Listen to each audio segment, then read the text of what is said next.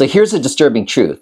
Your all-on-4 could look absolutely perfect, feel comfortable, and still be destined to fail catastrophically in just a few years, and you'd never know until it's too late. Today, our prosthodontists at North Texas Dental Surgery are redefining what success really means in implant dentistry.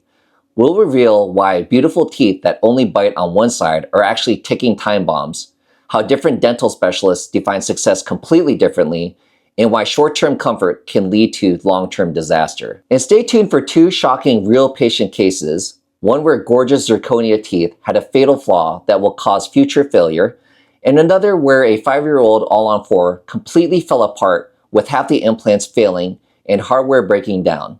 These examples will change how you evaluate your dental treatment forever. Are we looking for long-term success? Are we looking at success aesthetically? Or we're looking at holistic success, which means that the patient gets to keep for maybe 20, 30, 40 years. So let's actually, I love the fact that you guys brought up like what is success, right? Because a lot of patients are going to be driven towards getting out of pain or having those aesthetics. But then as that patient that came in yesterday and saw him for a consultation, I don't remember exactly how long ago he had his all-on-4 done, but he was in his zirconia teeth. And as you were checking his occlusion, can you tell them what you saw? Yeah, I mean, and it was interesting to see that, it was beautifully done. Like the aesthetics were spot on. I think the teeth were in the right place, but the bite was completely off. Like the whole prosthesis was just biting on one side. So the upper and lower teeth, the only place of contact was that back molar on one side.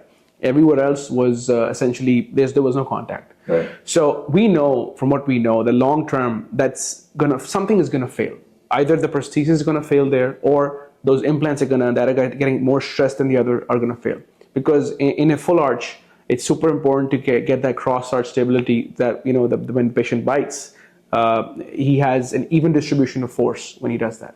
So he's not seeing issues now, but a year, 2 years, 3 years, 4 or 5 years from now, as that other patient that you and Dr. Koo treated a month ago, she had her all-on-4 done 5, 6 years ago, but several of the implants were failing. And there was like hardware that was breaking down. I think half of the implants were failed, but half of them were successful, right? Right. Like they were in the bone, but what value is the prosthesis when the prosthesis is not there? Right. It was loose, completely loose. And some of the implants were solid, but then we can't use those implants anymore. Right. Now we had to actually take all of those implants out, place new ones in a better position, and treat the patient that way. Right. But that was a prosthetic failure. Obviously, some implants failed as well, and the patient was, still kind of contemplating what to do with it. But she was at the point that she was like, I've had enough.